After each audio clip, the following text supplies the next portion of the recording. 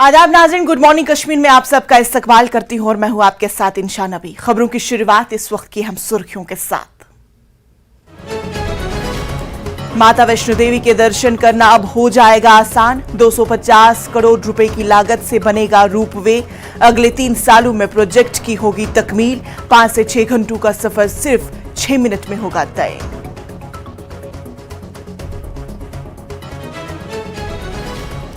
PM package के कश्मीरी पंडित मुलाजमीन ने अपने अहले खाना के साथ बीजेपी हेडक्वार्टर के सामने रात भर जारी रखा धरना। मुलाजमीन महाशिवरात्रि के पेश नजर ज़र इल्तिवा तनख्वाहें जारी करने का कर रहे हैं मुतालबा। जम्मू कश्मीर के साबिक डीजीपी एमएम खजूरिया का इंतकाल। डीएपी के सरबराह गुलाम नबी आजाद ने ट्वीट करके दुख का किया इजहार। श्रीनगर में जारी इंसदाद तजावुजात मुहिम में किसी गरीब या डेलीवेटर को नहीं लगाया जाएगा हाथ। सोशल मीडिया पर तजावुजात की जाली फहरिस्तें फैलाने वालों के खिलाफ एफआईआर दर्ज, होगी कार्रवाई। डीसी श्रीनगर एजाज असद का बयान। डल झील में हिंदुस्तान का सबसे ऊंचा एरेटर किया जा रहा है नस्ब। झील की फजा को बेहतर बनाने का है मकसद।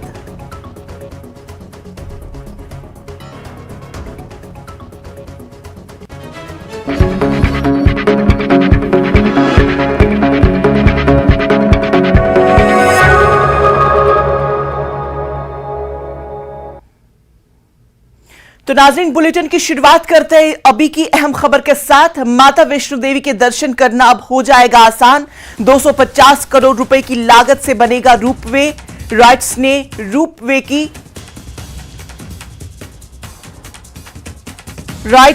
रोपवे की बोली के लिए नोटिफिकेशन निकाला। 5 से 6 घंटों का सफर सिर्फ 6 मिनट में होगा तय। रोपवे ताराकोट से सुंची चाट के रूट पर होगा। प्रोजेक्ट अगले 3 सालों में बनाया जाएगा। तो बेहद अहम खबर श्रद्धालुओं के लिए, अब माता वैष्णो देवी का सफर बेहद आसान हो जाएगा। तो इस खबर पर हमारे साथ अमन जम्मू से हमारे साथ जुड़ गए हैं। अमन, आपसे जानना चाहेंगे कि अब श्रद्धालुओं के लिए माता वैष्णो देवी का सफर बेहद आसान हो जाएगा। कब तक इस प्रोजेक्ट का आगाज होगा? देखिए, माता वैष्णो देवी के लिए जैसे हम सब जानते हैं सबसे one of the holiest shrines हैं इंडिया में, और तकरीबन 90 लाख से ज्यादा लोगों ने माता वैष्णो देवी का दर्शन पिछले साल किया था 2022 में। पर माता वैष्णो देवी जाने के लिए आपको 12 किलोमीटर लंबी चढ़ाई चढ़नी पड़ती है। एक ट्रैक है जो आपको लेना पड़ता है, और काफी लोग ऐसे ही जाते हैं, बट हेलीकॉप्टर भी है। पर कई जो लोग ओल्ड हैं, जो देखिए जो फिजिकली डिसेबल्ड हैं, या कुछ लोग नहीं चढ़ सकते हैं इतनी चढ़ाई, उनके लिए काफी मुश्किल होती थी। तो कई साल से ये प्रोजेक्ट ड्राइंग बोर्ड पे रहा है, पर फाइनली अब राइट्स ने इसके लिए बोलियां इनवाइट कर ली है। 250 करोड़ का ये प्रोजेक्ट है। तकरीबन 6 मिनट में सिर्फ आप इस रोपवे से ताराकोट से सांझी छत तक जा पाएंगे। सांझी छत जो बिल्कुल भवन जो है मंदिर के बिल्कुल पास है, वहां तक आप जा सकते हैं। अभी तक चढ़ाई चढ़ने में 5 से 6 घंटे लगते हैं। 3 साल का इसको कंस्ट्रक्शन पीरियड इसके लिए रखा गया है कि 3 साल के अंदर ये प्रोजेक्ट बन के तैयार हो जाना चाहिए। और वैष्णो देवी के लिए आप ये भी देखिए कि क्योंकि 5200 फीट की हाइट है टेम्पल की, तो वहां तक जाने के लिए क्योंकि ट्रैक काफी मुश्किल हो जाता है, तो रोपवे का भी अब, और एक सस्ता हेलीकॉप्टर से काफी सस्ता इसका टिकट होगा, तो आम आदमी भी जो है आराम से रोपवे से वैष्णो देवी के दर्शन कर पाएगा। अमन, ये भी बताएगा कि किस तरह से लोग इस एरेटर के लिए इसके लिए अप्लाई कर सकते हैं, किस तरह से इस हेलीकॉप्टर के लिए अप्लाई कर सकते हैं, चूंकि इससे पहले भी हमने देखा कि इस प्रोजेक्ट के लिए आगाज किया गया था, लेकिन अब पाए तकमील तक इस प्रोजेक्ट को अंजाम लाया गया है। जी देखिए, वो तो देखिए टिकटिंग तो काफी सस्ता होगा, जो सुनने में आ रहा है कि टिकट इसका ज्यादा महंगा नहीं होगा। और कटरा के पास तो ताराकोट से लेके आतवारी तक जो नया रास्ता है, जो प्रधानमंत्री नरेंद्र मोदी ने 2018 में जिसका शुभारंभ किया था, उसी रास्ते पर ये रोपवे बन रहा है। नए रास्ते पे ताराकोट से लेके सांझी छत तक बनेगा। टिकट इसका काफी सस्ता होगा, और आप केबल कार के थ्रू, आप क्योंकि हेलीकॉप्टर का टिकट 2,500-3 हजार रुपए का होता है, इसका टिकट बहुत ही सस्ता होने वाला है। और आपको ना घोड़ा लेने की जरूरत है, ना पैदल चलने की जरूरत है। आप सीधा रोपवे से ताराकोट से सीधा सांझी छत पर इस रोपवे से पहुंच पाएंगे। तो चलिए अमन, बेहद शुक्रिया तमाम तर तफसीलात के लिए। तो नाज़रीन, आपको बता दें कि दिल्ली से हमारे साथ हमारे नुमाइंदे अमन जुड़े हुए थे, जो हमें इस ताल्लुक से तमाम तर तफसीलात फराहम कर रहे थे। तो नाज़रीन, आगे बढ़ते हैं कि जम्मू में पीएम पैकेज के कश्मीरी पंडित मुलाजमीन का एहतजाज जारी है। एहतजाजी मुलाजमीन अपने अहल खाना के साथ बीती शब बीजेपी सदर दफ्तर के सामने धरने पर डटे हुए हैं। इनका एहतजाज हनूज जारी है। हालांकि senior BJP leader Ravindra Raina ने उन्हें यकीन दहानी कराई, लेकिन मुलाजमीन पर उनकी यकीन दहानियों का कोई असर नहीं हुआ। वो महाशिवरात्रि के मौके पर ज़री इल्तवा तनख्वाहें जारी करने के मुतालबे पर अड़े हुए हैं। एहतजाजियों ने मुतालबात पूरे होने तक एहतजाज जारी रखने के अज़्म का इजहार किया। पीएम पैकेज के कश्मीरी पंडित मुलाजमीन कश्मीर से जम्मू जॉब मुंतकिल करने की मांग भी कर रहे हैं। सभी मेरे भाइयों को जो हमारे साथ यहाँ जुड़े थे, आज 90 में मेरे को मेरे पिताजी की याद आ गई। ऐसा ही कुछ मंजर तब भी होगा जब हम लोग कश्मीर छोड़ के यहाँ आए थे। रहने के लिए घर नहीं थे, रास्तों पे हमने रातें गुजारी।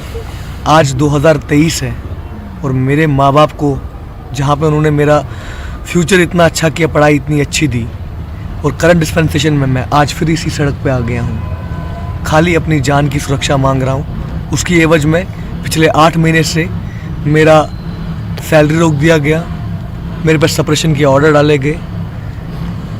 ये जो पीसफुल प्रोटेस्ट था, ये खाली आप लोगों को, हम तो सोए नहीं, लेकिन आप लोगों को जगाने के लिए कि आप लोग जागिए और हमारा कुछ निष्कर्ष निकालिए। धन्यवाद। तो इस खबर पर हमारे साथ योगेश पंडिता हमारे साथ जुड़ गए हैं। योगेश पंडिता, आपसे जानना चाहेंगे कि क्या एहतजाज के दौरान क्या कोई ऑफिशियल वहां पे पहुंच चुका? नहीं, इस दौरान ऑफिशियल एडमिनिस्ट्रेशन की तरफ से कोई नहीं हमारे पास आए हैं, और ना इस सेंसिटिविटी को समझ पा रहे कि एक शिवरात्रि जो सबसे बड़ा त्योहार है कश्मीरी पंडित्स का, उस पे इसको सैलरी के बिना रखना। ये अपने शौक से नहीं बैठा था धरने पे, अपनी जान को बचाने के लिए बैठा था, और इसने लगातार डिमांड की थी गवर्नमेंट से कि इसकी सेवाएं जम्मू से यूटिलाइज की जाए, जब तक वहां के हालात में थोड़े से सुधार आ जाते और वो जो आप उस पे काम कर रहे हैं रिहेबिलिटेशन प्लान या वो सारे पूरे हो जाते। लेकिन ये कह देना कि आप ज्वाइन कीजिए, उसके बाद तनख्वाह डाल दी जाएगी, हमें आगे का अंधकार दिखता है, हम आगे जाके जाएं कहां। तो कल का जो हमने धरना फुल नाइट यहाँ पे दिया है, ये एक पीसफुल रिसेंटमेंट है टुवर्ड्स एडमिनिस्ट्रेशन कि अगर आप हमारी तनख्वाह बंद करके हमें परेशान करते हैं, हमारी फैमिलीज को परेशान करते हैं, तो उससे बेहतर है हम अपने आप को बहुत ज्यादा और तकलीफों में डालेंगे, और आए हुए दिनों में हम शायद हंगर स्ट्राइक्स, एसेट सेलिंग, और शायद मैं लास्ट में इच्छा मृत्यु की भी मांग ना करे अगर आप हमारी डिमांड्स को सुनेंगे नहीं। योगेश पंडिता साहब, अगर हम बात करें हुकूमत की, तो हुकूमत का हर वक्त यही दावा रहता है कि कश्मीरी पंडित मुलाजमीन को हम सिक्योरिटी हर जानिब प्रोवाइड करते हैं, चाहे वो अपने दफ्तरों में रहे या दफ्तरों से बाहर कहीं भी जाए, उन पे हमेशा निगरानी रखी जाती है ताकि उन्हें किसी भी तरह की कोई मुश्किलात का सामना न करना पड़े। तो जमीनी सतह की सूरत हाल हम आपसे जानने की कोशिश करेंगे, क्या हुकूमत के ये सब दावे जो है वो सही है या फिर गलत? मैम, अगर सही सारे होते तो हम लोग धरना क्या करते? हम लोग धरना, वी आर नॉट बॉर्न कि हम धरना करें। हम अपनी फैमिलीज को मुश्किलात में डालें क्या इसलिए कि मतलब हमें वहां सेफ्टी नजर आती तो हम क्या फैमिलीज को मुश्किल में डालते? ये कौन इतना मूर्ख होता?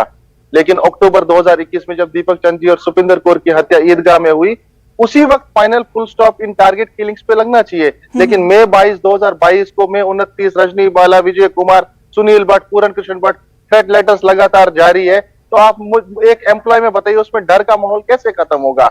आपको उसके साथ बैठने की जरूरत है, उसका डर खत्म करने की जरूरत है, उसे समझाने की जरूरत है, लेकिन वो बातचीत भी हमारे साथ नहीं हुई है।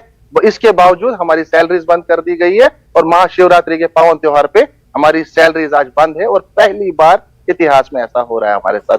योगेश जी, ये बताया कि ऑफिशियल्स का क्या कुछ कहना है कि किस बिना पर आपकी सैलरीज को रोक दिया गया है? वो कहते हैं आप एब्सेंट है काफी टाइम, आप एब्सेंट है अपनी ड्यूटी से, आप ड्यूटीज को ज्वाइन कीजिए, हम आपकी सैलरीज देंगे। और जब हम उनसे पूछते हैं कि हमें वहां पे कैसे रहना है, आप हमें रिहेबिलिटेशन प्लान में लगाते हैं, तो हमें रहना कैसे? हमारे घर भी वहां खाली करा दिए गए हैं, काफी एम्प्लॉयज के घर खाली करा, they are not able to find accommodations in Kashmir now. वो जाएंगे कहां, रहेंगे? बच्चों की स्कूलिंग कहां पे होगी? जिन बच्चों की स्कूलिंग पिछले 6-7 महीने से अफेक्टेड है, लेडीज को अपना एप्रीहेंशन है, उन्हें डर लगता है कि स्कूल जाऊंगी, जैसे रजनी बालाजी की जैसे विक्टिम तो नहीं बन जाऊंगी। उन्हें ये डर लगता है कि जो उनके गोद में छोटा सा बच्चा होता है शायद वो भी इसका शिकार हो सकता है। तो उन थ्रेट को आप अंडर एस्टिमेट नहीं कर सकते हैं उन चीजों को। तो कब तक ये एहतजाज जारी रहेगा योगेश जी? मैम जब तक हम एक सिंगल बोन नहीं रह जाते। तो यानी आपका साफ तौर पर मतलब है कि जब तक आपकी मांगों को पूरा नहीं किया जाएगा तब तक आपका एहतजाज मुसलसल जारी रहेगा। मैम जान है तो जहान है। जान है तो जहान है, बेहद बड़ी बात योगेश पंडिता ने शेयर की कि जान है तो जहान है। जाहिर सी बात है कि जब इंसान खुद को कहीं पे सिक्योर फील करता है तभी तो वो अपनी जिंदगी के तमाम फराइज अंजाम देता है। योगेश पंडिता साहब, आपसे मैं और एक सवाल पूछना चाहूंगी कि आपको जो कुल मिला के होली एंड सोली आपको जो पूरा माहौल लग रहा है, चाहे आपकी तनख्वाहों को रोकने का मामला, चाहे आपकी सिक्योरिटी का मामला, या चाहे फिर जॉब ट्रांसफर का मामला, क्या लगता है आपको कि हुकूमत आपके तमाम मुतालबात को पूरा कर सकती है? बिल्कुल कर सकती है। ये ऐसी सरकार है, कैपेबल सरकार है जो रातों रात ऐतिहासिक फैसले ले सकती है। ये कौन सा बड़ा मसला है? आप आज के ऐसे दौर में एक अच्छे कदम उठाते हैं जहां पे आप विदेश में आपदा आती है, किसी एक देश में आपदा आती है, उस तक आप फंड जारी करते हैं, उस तक आप राहत पहुंचाते हैं। आज जो कश्मीरी पंडित्स पे आपदा है, क्या इस तक ये 2000-3000 मुलाजिमों को आप राहत नहीं दे सकते? आप बिल्कुल दे सकते हैं। आप एक कैपेबल गवर्नमेंट है। तो क्या कुछ अपील रहेगी आपको हुकूमत हिंद से? देखिए, मेहरबानी करके आप हमारी तनख्वाह आज छोड़ दीजिए, क्योंकि कल से शिवरात्रि, आज वॉर आवर्स पे आप हमारी सैलरी सबकी रिलीज कर दीजिए। ये हमारे लिए शिवरात्रि का तोहफा होगा आपकी तरफ से। लेकिन अगर आप सैलरीज हमारी रिलीज नहीं कर पाए, हम समझेंगे कि ये भी आपका ऐसा एक तोहफा था जो कभी भूला नहीं जा सकता, ना बुलाया जा सकता है। बाकी आप टेबल पे हमसे बातचीत कीजिए, हमें समझाइए हमें कैसे रहना है वहां पे, किस तरीके से हम लोग वहां पे सेफ है, सिक्योर है। आपका काम है हमारे सेफ्टी सिक्योरिटी इंश्योर करना under article 21 of Indian constitution, right to life के तहत। योगेश जी, ये बताएं कि जिस तरह से आप बता रहे हैं कि आपका एहतजाज मुसलसल जारी रहेगा कि जब तक हुकूमत आपके मुतालबात को पूरा नहीं करेगी, आपको नहीं लगता है कि इन सब चीजों के बीच आपके जो बच्चे हैं उनकी तालीम पर बुरा असर पड़ रहा है? मैम, बच्चों की तालीम तो ये है कि घर जाके घर पे कुछ थोड़ा बहुत पढ़ा दूंगा, लेकिन जो चूल्हा बंद होता है वो समझ आता है। The shoe knows where it pinches. हमें समझ आता है कि हमारी फैमिलीज क्या झेल रही है। हमारी मेडिसिन कर्टेल हो गई है पेरेंट्स की, हमारे खर्चे हमें बहुत हद तक कर्टेल करने पड़ रहे हैं। इसके वगैरह ऑल एस्पेक्ट्स में आपके साथ जीना मरना, सेरेमनीज है, फ्यूनरल्स है। आपकी जेब में पैसा नहीं रहेगा तो आप ये सब नहीं कर सकते। और एडमिनिस्ट्रेटिव एफएटीज ऐसे नहीं चल सकती। आपकी जब एंटी नेशनल एक्टिविटीज में पकड़ते हैं उनको आप सस्पेंड करते हैं, लेकिन उसके बाद भी सरकार सोचती है कि उसको 50% सब्सिस्टेंस अलाउंस दिया जाए। यहाँ पे तो इसकी कतई कुछ नहीं है पीएम पैकेज एम्प्लॉयज की। ये वहां मारा गया, उसके बाद आपने उसकी फुल सैलरी बंद कर दी है 6 महीने से 7 महीने से। ये कहां का इंसाफ है? तो चलिए, बेहद शुक्रिया योगेश साहब हमसे बात करने के लिए, अपनी आवाज़ यहाँ तक पहुँचाने के लिए। और हम भी उम्मीद करते हैं कि आपकी आवाज़, आपके मुतालबात हुकूमत हिंद ज़रूर सुनेगी और आपके इन मुतालबात पर ज़रूर गौर करेगी। बेहद शुक्रिया तमाम तर जानकारी के लिए। तो नाज़रीन, यहाँ पे रुकेंगे एक छोटे से वक्फे के लिए।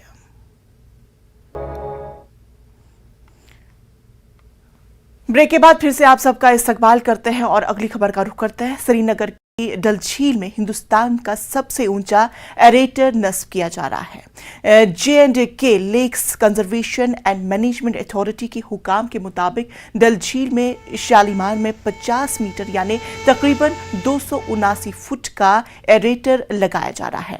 डल झील में मुख्तलिफ मकामात पर खुसूसी रोशनी के असरात के साथ 6 एरेटर्स लगाए जा रहे हैं और उनमें से एक 50 मीटर तक पानी फेंकेगा। इसका मकसद झील की फजा को बेहतर बनाना और श्रीनगर में G20 इजलास के मौके पर डल झील को एक खास शक्ल देना है। कि डल में हमने पिछले साल या उससे पहले भी हमारे कुछ एरियाज़ थे जो ब्लूम हिट थे, जिसमें क्योंकि डिवीडिंग काफ़ी सारी हुई थी और उसमें ब्लूम आ जाता है। तो उस हवाले से हमने एक तो वो बैकग्राउंड रख के, दूसरा जल को और भी जाज़िब नज़र बनाने के लिए एक एरेशन के सिलसिले में 5 जगह मुख्तस की है 6 जगह मुख्तस की है, जिनमें हम एक 100 मीटर की जो फाउंटेन्स, जिनको आम ज़बान में कहेंगे, टेक्निकली एरेटर्स कहते हैं, तो उनको नस्ब कर रहे हैं। सबसे बड़ा जो है हमारा अचीवमेंट जो है, हम एक हाई जेट एरेटर लगा रहे हैं, वो हम शालीमार घाट में लगा रहे हैं। उसमें एक चीज़ हो जाएगा कि वो 85 मीटर ऊपर जाएगा। 85 मीटर पानी, 85 मीटर 3 इंच का पानी शूट ऊपर करेगा, तो वहाँ से गिरकर वापस आएगा, तो पैटर्न सारा कुछ चेंज हो जाएगा। तो वो बहुत बड़ा फाउंटेन है जो हम एरेटर लगा रहे हैं, और वो हिंदुस्तान में इस वक्त एज पर द रिपोर्ट्स सबसे बड़ा होगा। इसका ताल्लुक जो G20 की तैयारियां हैं यहाँ उससे है कुछ? This is a part of that also. Jammu Kashmir के साबिक director general of police MM Khajuria का इंतकाल हो गया है। Director general of police Dilbag Singh और दीगर आला अफसरान ने MM खजूरिया की रिहाइशगाह पर पहुंचकर ताजियत पेश की। DGP जम्मू कश्मीर ने कहा कि MM खजूरिया को उनकी खिदमत के लिए हमेशा याद रखा जाएगा।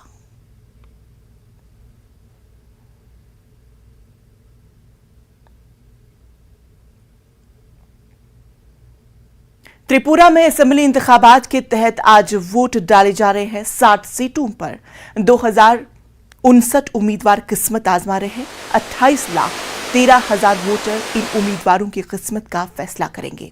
बरसरी इख्तिदार बीजेपी का मुकाबला CPM कांग्रेस इत्तेहाद से है। रियासत में 3,337 पोलिंग स्टेशन कायम किए गए हैं। उनमें 11,000 पोलिंग स्टेशनों की निशानदेही हसास, जबकि 28 इंतहाई हसास के जुमरे में रखा गया है। आजादाना व मुनसिफाना इंतखाबात के इनकाद के लिए सिक्योरिटी के माकूल बंदोबस्त किए गए हैं। तकरीबन 25,000 सिक्योरिटी एहलकारों व मरकजी दस्ते तैनात किए गए हैं।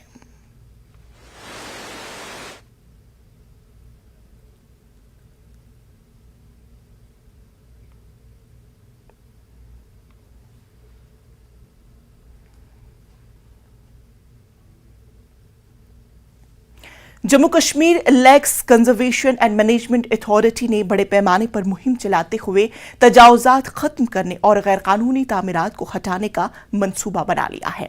कई बरसों से खराब किए जा चुके इलाकों पर खासतौर पर कार्रवाई होगी। LCM के वाइस चेयरमैन बशीर अहमद बट कहते हैं कि उनका इरादा मामूल के मुताबिक एंटी एनक्रोचमेंट ड्राइव चलाना है, लेकिन जराए का कहना है कि कुछ जगह ऐसी है जिसकी वजह से झीलें खत्म हो रही हैं और ऐसे इलाकों में मुस्तकबिल करीब में कार्रवाई की जा सकती है। कुछ लोगों की तरफ से पानी पर हक जताने के दावे के बारे में भी उन्होंने बात की।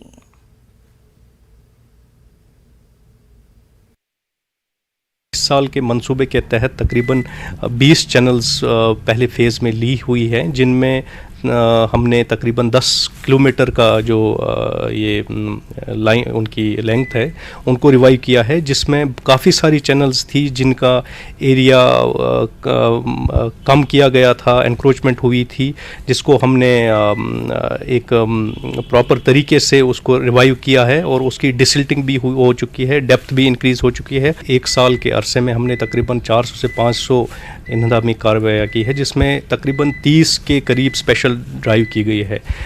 कुछ एरियाज़ में ख़ुसूसन जहां हमारा कुछ ये जहाँ से ज़्यादा कंप्लेंट्स आती है वहाँ हम स्पेशल मखसूस तरीके से कार्रवाई करते हैं और मैं पुरुमीद हूँ जहाँ जहाँ से भी हमें शिकायत मौसूल हुई या जहाँ से भी हमारे जो डाउन द लाइन जो वॉचर्स वगैरह हैं उनसे भी जो रिपोर्ट्स मौसूल होती हैं उस पर बर वक्त कार्रवाई की जाती है। अगर कहीं और एरियाज़ में हमें स्पेशल ड्राइव करने की ज़रूरत पड़ी तो हम वो करने के लिए पूरे तैयार हैं और वो हम कर लेंगे। हमें ये सोचना चाहिए कि वाटर बॉडीज़ हमारे लिए कितनी ज़रूरी है। हमने 2014 में देख लिया हमारे या आपने कहीं दुनिया में हर एक जगह पे ये क्लाइमेट के रिगार्डिंग या जो हमारा जो एनवायरनमेंट के रिगार्डिंग आज बहुत सारा अवेयरनेस लोगों में है। स्मार्ट सिटी प्रोजेक्ट के तहत श्रीनगर शहर में दरियाई जहलम के बंद की एक बड़ी तब्दीली की जा रही है। शनिवार से अमीरा कदल तक मशहूर बंद को पैदल चलने और साइकिल चलाने के लिए अलग ट्रैक के साथ मरम्मत की जा रही है। इस इलाके की खूबसूरती को बरकरार रखने के लिए जदीद तरीन सोलर स्ट्रीट लाइट्स लगाई गई है। ये प्रोजेक्ट जहलम रिवर फ्रंट के तहत किया जा रहा है और ये गुजरात के मशहूर साबरमती रिवर फ्रंट की तर्ज पर है। मकामी लोगों के साथ साथ इस मकाम पर आने जाने वाले सयाहों ने भी इस खूबसूरती को सराहा। ताहम इस मंसूबे का सुस्त काम उन्हें किसी न किसी तरह परेशान करता है।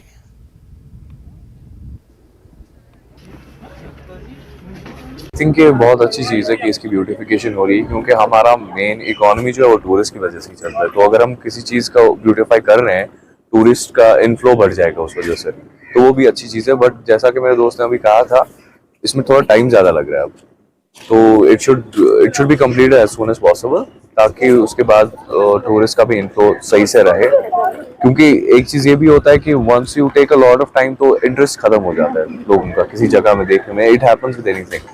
तो वही चीज़ है, if they speed it up, it's very good for our economy and very good for the place in particular also. I think at least एक साल मेरे को देखते हुए आ गया, बिकॉज दे स्टार्ट पहले इसको डिगिंग करते हुए एंड नाउ अभी ऐसा प्लास्टर्ड भी अभी बहुत टाइम हुआ है। सो या आई थिंक इसमें टाइम लग रहा है, but other than that I am happy कि इसमें चेंज आ रही है फॉर श्योर। जी, इससे हम बहुत सेटिस्फाई। अगर ये डेवलपमेंट हो जाएगी तो बहुत ही अच्छा रहेगा सबके लिए, और ये हम कोशिश कर रहे हैं कि ये इससे और भी बेहतर हो जाए, क्योंकि कई सालों से हम देख रहे हैं कि सब कुछ तर-बितर हो रहा है। तो अगर ये डेवलपमेंट हो जाएगी तो बहुत अच्छा है लोगों के लिए, हमारे लिए भी, टूरिस्ट के लिए। स्मार्ट सिटी बहुत ज़रूरी है यहाँ कश्मीर के लिए, क्योंकि यहाँ डेवलपमेंट नहीं है उतनी। डेवलपमेंट चाहे बाहर से लोग आते हैं उनके लिए, वो देखेंगे नहीं कश्मीर पीछे नहीं है, डेवलप्ड है। बाहर बोलते हैं नहीं कश्मीर वो है, कश्मीर ये है, यहाँ वो होता है, अफरा तफरी है। यहाँ वो ऐसा कुछ भी नहीं है। डेवलप्ड सिटी चाहे हमें भी ज़रूरत लगेगी। यहाँ पे स्टूडेंट्स को भी हमें बहुत मुश्किलें होती है। नेशनल कॉन्फ्रेंस की सीनियर लीडर सकीना यत्तू और तर्जुमान इमरान नबी डार ने कहा है कि मरकजी क़यादत को इंतखाबात मुनाकिद कराने में कोई दिलचस्पी नहीं है। उनका कहना था कि लोगों को तरह तरह से तंग किया जा रहा है। आज जिला कुलगाम की NC डिस्ट्रिक्ट वर्किंग कमेटी की मीटिंग हुई, जिसमें सकीना यत्तू के अलावा कुलगाम और देवसर हल्का इंतखाब के इंचार्ज इमरान नबी डार और पीरजादा फेरोज अहमद ने शिरकत की। वर्किंग कमेटी मीटिंग में पार्टी की हल्के सदर और दीगर ने अपनी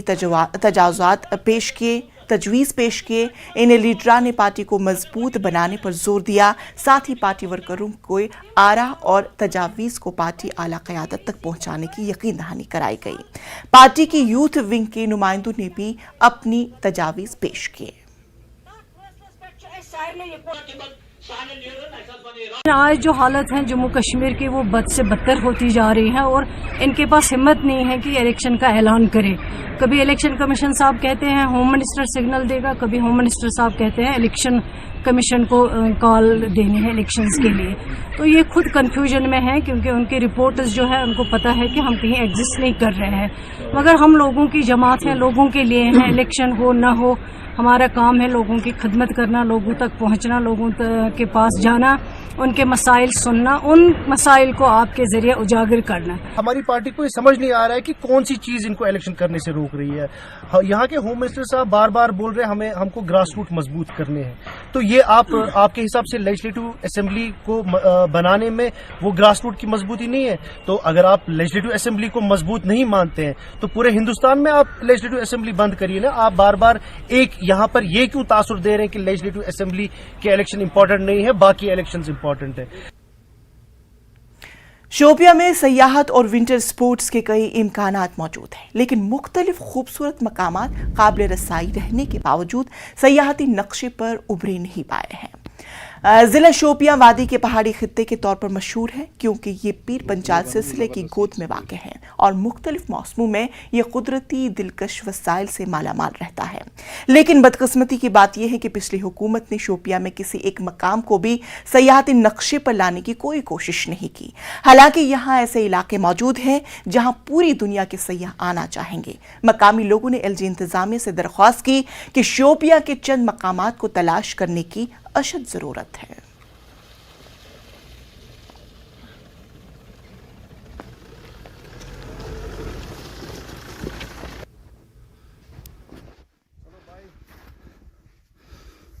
यहाँ पे आके वो चेक करे कितनी मतलब खूबसूरत जगह है। यहाँ पे मैं ऊपर गया थोड़ा सा, बहुत अच्छी जगह लगी मुझे। मैंने खुद भी वहाँ पे फ़ोटोज़ खींचे और वीडियोस थोड़े से बनाए। तो जो उसका व्यू आया था पीछे, वो सबसे बहुत ही अच्छा आया था।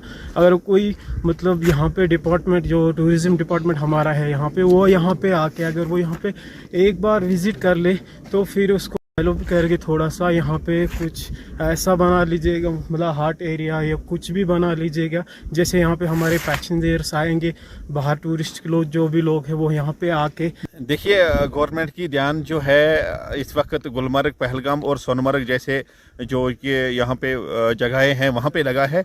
तो मैं चाहता हूँ कि अगर गवर्नमेंट देखे तो यहाँ पे जो ये डिस्ट्रिक्ट शोपियान में एक जगह है जिसको त्रागपत्री और इसके साथ साथ कोलर और गार्डर वगैरह है। अगर यहाँ की बात करेंगे तो नागवन से शुक्रू तक और शुक्रू से अगर आप देखेंगे कोलर से गार्डर तक और गार्डर से लेके त्रागपत्री तक बहुत सारे ऐसे जगहें हैं जो देखने के लायक है। और मैं चाहता हूँ कि गवर्नमेंट का ध्यान अगर इस तरह पर जाए तो मुझे लगता है कि यहाँ तो एक टूरिज़्म को ये है कि एक नई रूह मिलेगी, और दूसरा ये है कि जितने भी बेरोजगार नौजवान हैं उनको यहाँ रोजगार भी मिल सकता है। बिल्कुल मैदानी इलाका है, करीब यहाँ से बहुत ही ऐसी चीज़, यानी कि गार्डर है, शुक्रू है, यहाँ पे अपना यहाँ साथ ही इसमें कोलर मैदान है, बहुत सारी जगहें हैं जो टूरिस्ट के लिए बहुत ही मुफीद और फ़ायदेमंद और उनके लिए जो एंटरटेन करने के लिए बहुत ही मौजूद जगह है। ज़रूरत इस बात की है, सरकार को चाहिए इन जगहों को एक्सप्लोर करे ताकि यहाँ के बेरोज़गार और गरीब तबके से जुड़े लोग वो अपना रोज़गार हासिल कर सके और इस जंगल की हिफाजत भी कर सके।